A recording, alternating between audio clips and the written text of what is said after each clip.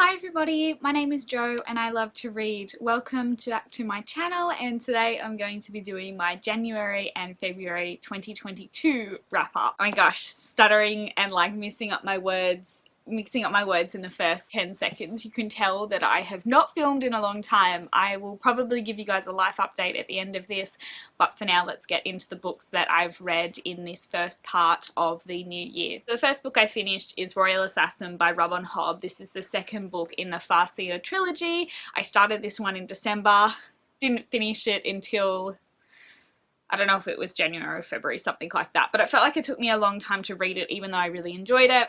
Life stuff. I'll give you guys an update at the end of this for those that are interested in hearing about that. I started annotating this book, which is really fun for me. I'm going to do a video talking about myself as like a beginner annotator or annotating sort of properly for the first time. I've had like a couple of other goes but never as successful as this book.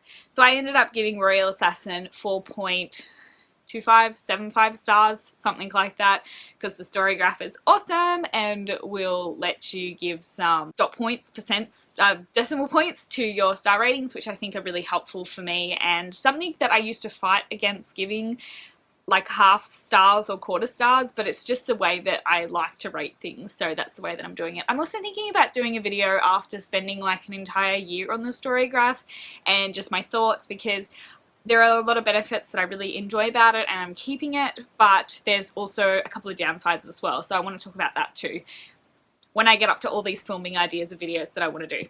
So, Royal Assassin. I can't, because it's the second book in the trilogy, I'm not going to give you guys a summary of it, but I will talk about a summary of all the blurb of the first one if you're interested in all and don't know anything about Hobb. The Farseer trilogy, when you're coming into it in the first book, it features Fitz, who's a little boy at the time. He had the unfortunate luck of being the illegitimate child of the king-in-waiting back in a medieval-esque period, so with the morals of the time that was really, really frowned down upon. He was living with his mum when he was like a little boy, but then his maternal grandfather, so like his mum's dad, was like, you're just going to cost us money. You're not really doing anything to earn your keep. You're just a little kid at the moment. I'm giving you back to the king in waiting. You can be his problem because he was the dude that knocked up my daughter.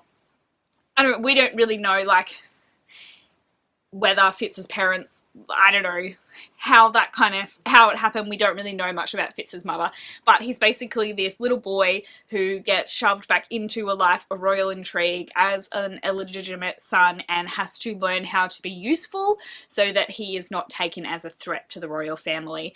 And as all these titles have in them assassin, the way that he begins to be useful is learning to be an assassin. Second book in the trilogy. I really enjoyed it. I had a really great time. Hobb, I'm finding, even though this is only the second book, her amazingness is in the small moments. It's not like she has grand plots that are really easy to see from the start to the finish. It's not like there's a clear path. It's more day-to-day stuff, but I really enjoy it. I really, really, really enjoy it. All of these annotations are things that I liked, things that I wanted to underline because they were fantastic.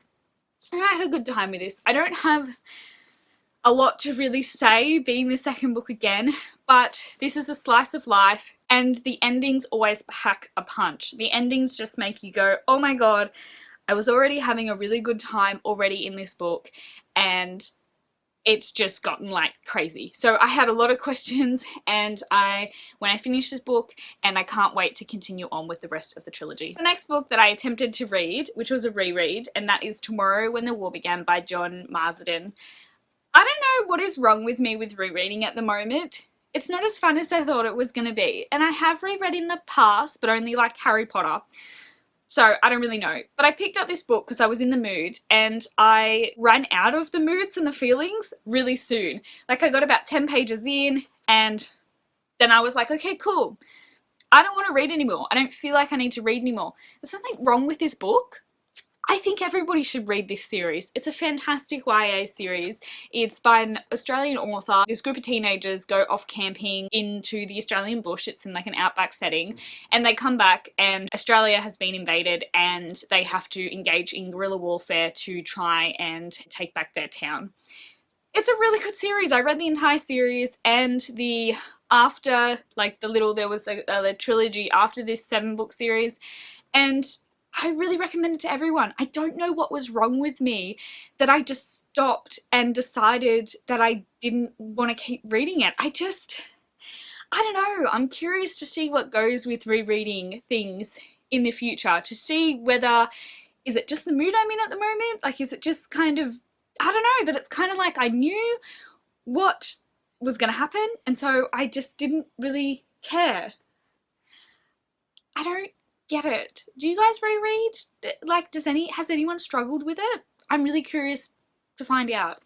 But still read it. It's good. Like, there's nothing wrong with the book. I think this is a me thing. I don't get it. So I DNF'd that one really early on, even though it's really small. So I don't really know.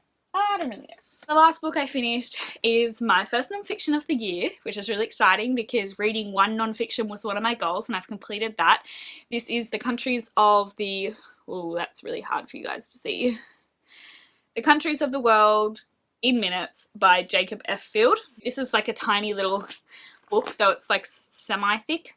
So it's not super small. This was something that I started reading last year and I thought that I was going to read like little segments at a time, but it ended up being good to just read the whole thing in one go. I tend to do better that way as a reader. I don't often like reading multiple books at the same time. I will read like the same one. Sometimes I will stop and put them down and then pick something up, but I tend to concentrate on something from start to finish. I don't tend to be in the middle of books all the time. I really liked this book, so it was a really good entry-level non-fiction book for me and an entry-level country book, because I have been like one place overseas and I also have not studied a lot about countries to know lots of things. This was a really big eye-opener and I had a really good time with it. So the format of the book is like this. It dedicates a spread to each country. It has information here, a lot of it surrounding history, and a lot of countries' histories is being invaded and who was overtaking and what kind of democracy they had. And then there's a map of the country showing like all the different main towns, the capital city, and then like some key details here that talk about population, size, what the climate is like, what their main source of income is, religion, blah blah blah. So lots of little like stats as well. I'm really glad I read this book, really glad that I ended up finishing it. It made me eye-open about a lot of the things that I have somehow taken in throughout my like society and my learnings and my world. Some of the stereotypes or impressions that I picked up that were really wrong. I can't really travel right now to like COVID, and you know, I'm pregnant and we're renovating. Like, traveling is sort of way down the track for us now in our life, and even so, you're not able to visit like every country in the world straight away when you just start traveling. So I'm really glad to have read this because I really wanted to just kind of broaden my knowledge and I don't know how to, like, my depiction of the world, I suppose. Things were not everything that I have somehow learnt, whether on purpose or not, is the way that it seems. So this was really great. Maybe some people who are a bit more worldly will think this is not good, but I found, for me, being so basic, it was such a good entry-level book for me to start on and to have read and learnt and just got more situated in the world as well, because it broke up, it wasn't like an A to Z about countries, it broke them up by continents. And so it started at one continent and told you about all the countries in those and then another. So it was really interesting to see what I thought about certain continents. That was really amusing and really funny to be sitting there and being like, huh, I didn't know that Egypt was a part of Africa. So you guys might laugh at me. I don't know what continent I thought Egypt was in, but I had a lot of, well, not a lot, but a few of those moments. So I'm really glad to have read this one. It is probably a bit outdated now. I know that it was published in 2018, I'm pretty sure. Any non-fiction book, I suppose, has the ability to become outdated really quickly, but I especially noticed when I got up to the page about Afghanistan, it was talking about how the Taliban were fighting with the other military, but that was it. As we now know, the Taliban have taken over Afghanistan, and then obviously what has happened really recently. I don't know when I'm going to publish this video, but it's Saturday at the moment, and the Friday before is when Australia heard the news that Russia had invaded Ukraine. So that obviously is outdated in here because it just sort of talked about, I think, maybe rising tensions or something, but it didn't, you know, that's going to be in a future one now. Russia. Like,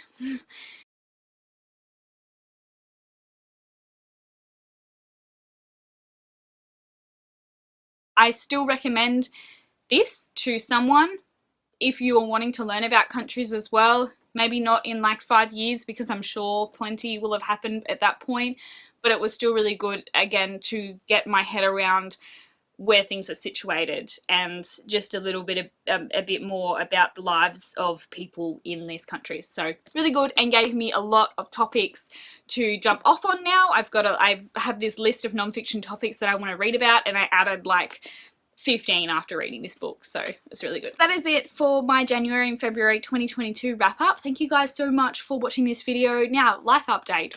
What to say? As I'm publishing doing this video at the end of February, I'm 28 weeks pregnant. Everything is going well so far. That's really exciting. We are still in the midst of renovating at the moment, trying to get it done before the baby is here, but we will see how that goes. If you guys want to get more personal updates and a bit more detailed, I'm actually doing a personal channel as well, so I'll leave a link down below to that one. I'm mainly just doing monthly vlogs that are fairly long. They're about half an hour each. If not, then I split them because that is very long, but I'm really enjoying doing them just for mainly the time capsule for me, because I think it's fun. But if you guys want to get more of personal updates, then go check out that channel. I'm on the countdown. I've got 6 weeks now left until maternity leave, and then another 6 weeks until the baby is due, so we're 12 weeks away. If it decides to come around when the due date is or not, we're all healthy, we're going well, we're doing well. I definitely have a bump now, and we're just getting ready while renovating at the same time, but it's all fine, and I'm all not stressed, and I'm happy and relaxed, and I'm looking forward to all the things that are going on. Thank you everybody so much that has been subscribing to my channel. I really appreciate it. I'll mention it again because I did in a previous video, but the 200 subscribers is just so exciting. So thank you everybody so much who is a new subscriber, but also people who are existing members that have been subscribed for however long and have stuck around. Thank you so much, and I am looking forward to continuing to produce videos for you guys. I wish I could do it more regularly. I just so many things to prioritize, and as you can tell, we have a lot going on at the moment, and sometimes I'm just too tired. That was such a struggle with reading The Countries of the Worlds in Minutes. I've had a lot of energy still. I don't know whether it was the book or I was tired, but it took me so long to get through the rest of it. So even though I really enjoyed it and it was interesting, I was just feeling really, really tired and drained whenever I went to pick it up. So I'm going to go now. Don't forget to like, comment, and subscribe, and I'll talk to you guys in my next video.